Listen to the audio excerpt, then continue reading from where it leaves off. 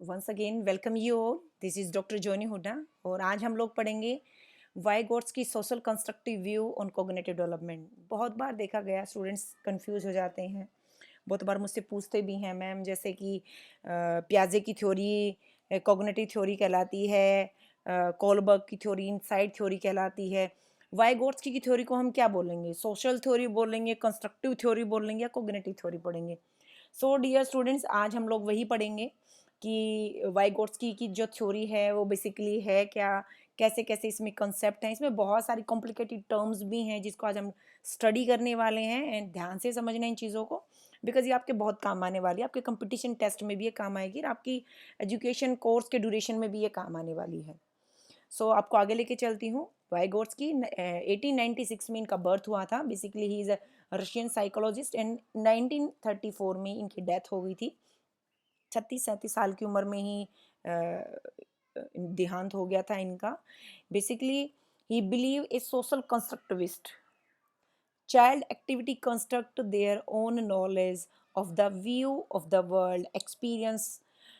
Basically ये social constructivist थे। अगर कई बार ये क्वेश्चन भी पूछा जाता है कि कंस्ट्रक्टिविस्ट कौन कौन थे, तो आप उसमें लिख देंगे प्याजे, वाइगोट्स्की एंड ब्रूनर।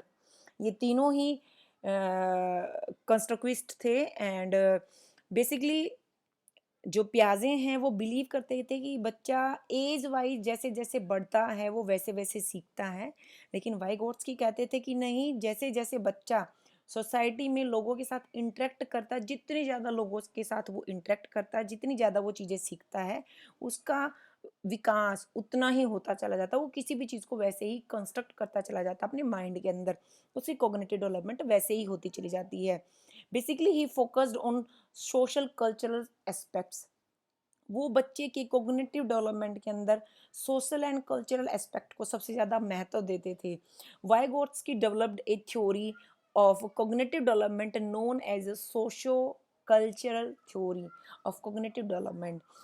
जैसा कि मैं बता रही थी अभी आपको स्टार्टिंग में ही, तो आपको कंफ्यूज नहीं होना है। It's basically socio culture theory of cognitive development. Cognitive development की ही थ्योरी है ये, but based on socio culture, right? In other word, Vygotsky believed that social living comes before cognitive development and that children construct knowledge activity।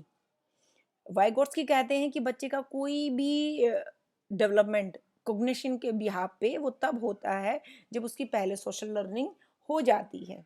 इसकी जो आगे terms हैं वो लेके चलती हूँ आपको। इन्होंने बताया है कि एलिमेंट्री जो मेंटल फंक्शंस हैं, कोई भी बच्चा, कोई भी इंसान किसी भी चीज़ को अटेम्प्ट करने से पहले वो 4 चीज़ें करता है। पर फर्स्ट होती है उसकी अटेंशन। वो किसी भी चीज़ को देखता है, समझने की कोशिश करता है, फिर सेंसेशन करता है कि हाँ ये चीज़ फील करने की कोशिश करता है उसको। देन थर्ड होती है उसकी परसेप्शन। वो आइडिया लगाता है हाँ ये कुछ ऐसा ही है। देन जो मेमोरी में उन चीज़ों को अटैच करके देखता है तो ही कैन फील। आप यहाँ पर एक बच्चे को बोनी से दूध पीते हुए देख रहे होगे, जो कि उसको फील हो रहा है कि वो अपनी माँ से ही फीड ले रहा है। The next term is social interaction. इसमें कई ऐसी टर्म्स हैं जो मे बी आपने सुनी हो, मे बी आपने ना सुनी हो, लेकिन एजुकेशन के बिहाफ पे उसको हमें समझना ज़रूरी है। यहाँ पर सोशल इंटरेक्शन का मीनिंग कोग्निटिव डेवलपमेंट के बिहाफ पे लिया है एंड ही इज सेइंग कि जो भी बच्चा जितना ज़्यादा अपनी सोसाइटी में लोगों के साथ इंटरेक्ट करता है वो उतना ज़्यादा सीखता चला जाता है। चाहे वो लर्निंग किसी भी बिहाफ पे हो, उसकी कोग्निटिव डेवलपमेंट उसी बिहाफ पे होती चली जाएगी। एंड द नेक्स्ट वन आपने पढ़ा होगा प्राइवेट स्पीच। प्राइवेट स्पीच क्या है? बेसिकली जीन पियाजे कहते हैं कि बच्चे का पहले थॉट्स आते हैं देन लैंग्वेज डेवलप होती है, बट वाइगोट्स्की सैड नहीं, पहले बच्चे की लैंग्वेज डेवलप होती है देन उसकी थॉट्स बनने लगती हैं। आपने देखा होगा बहुत सारे बच्चे अपने टॉय लेके अकेले खेलते रहते हैं, अपे अकेले में कुछ ना कुछ बातें करते रहते हैं। ये होगी बच्चों की बात। लेकिन अगर मैं प्राइवेट स्पीच की बात करूँ तो कई बार आप भी खुद से बातें करते हो, लेकिन वो इंटरनल ना होके वो आउटनर हो जाती है। आप बोल रहे थे मन मन में, लेकिन वो वर्ड्स निकलाते हैं मुंह से। आप किसी चीज़ को भूल गए हो कहीं रख के, तो वापस वहीं पे जाके जब आप याद करते हो कि मैंने क्या किया था क्या किया था, ये जो वर्ड्स आप यूज़ कर रहे हो, तो it's a private, it's called a private speech. And language basically it's a tool right. And जो नेक्स्ट टर्म है तो आप देखोगे बहुत बार बच्चे कंफ्यूज हो जाते हैं, मैम जेडपीडी क्या है, मैम स्कोफोल्डिंग क्या है, मैम ये बहुत कंफ्यूजिंग है, मैम इसको क्लियर करो।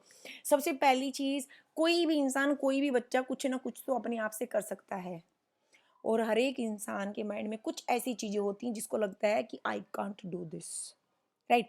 इन दोनों के बीच में जो स्पेस रह गया, वो स्पेस क्या है कि इस लिमिट तक तो मैं जा सकता हूं। फॉर एग्जाम्पल, साइकोलॉजी में अगर आप किसी टीचर की हेल्प ना लो, अपने आप से आप बुक से पढ़ रहे हो, आप अपनी सेल्फ स्टडी करते हो, तो उसके बिहाफ पे आप 60% मार्क ले आओगे, आप 70% ले आओगे।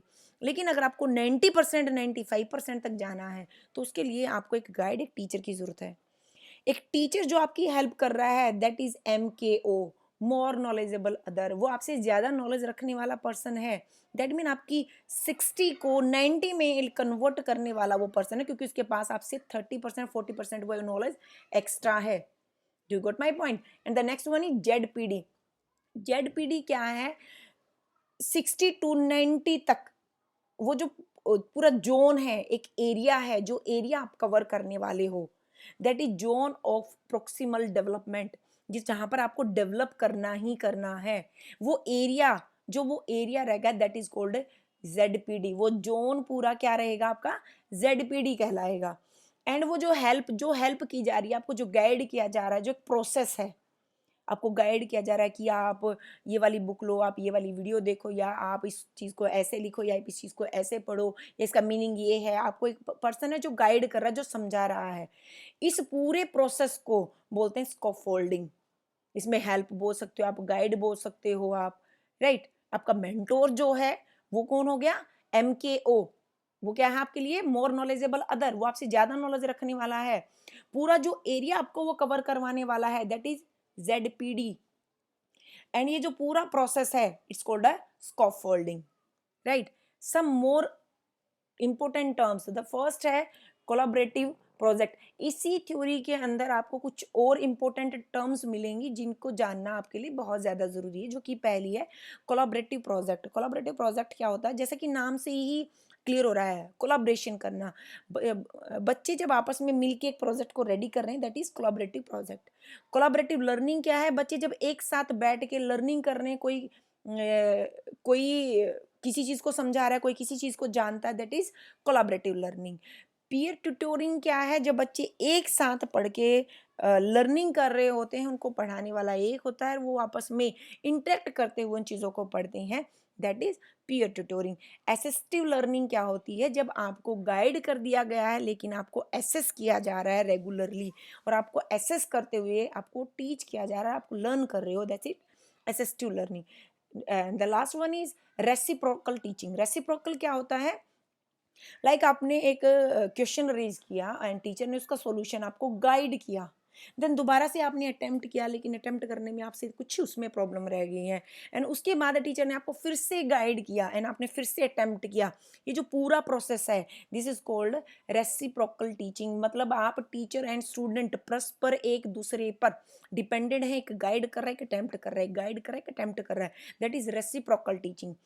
एंड ये थी हमारी वाइगोट्स की थ्योरी, जो कि आपको मैंने क्लियर की है। इसकी सारी टर्म्स मैंने बताने की कोशिश की है। अगर फिर भी इसमें कोई टर्म अगर मुझसे छूट गई है, तो मैसेज बॉक्स में जाके आप मुझे टेक्स्ट कर सकते हैं and I will reply you definitely.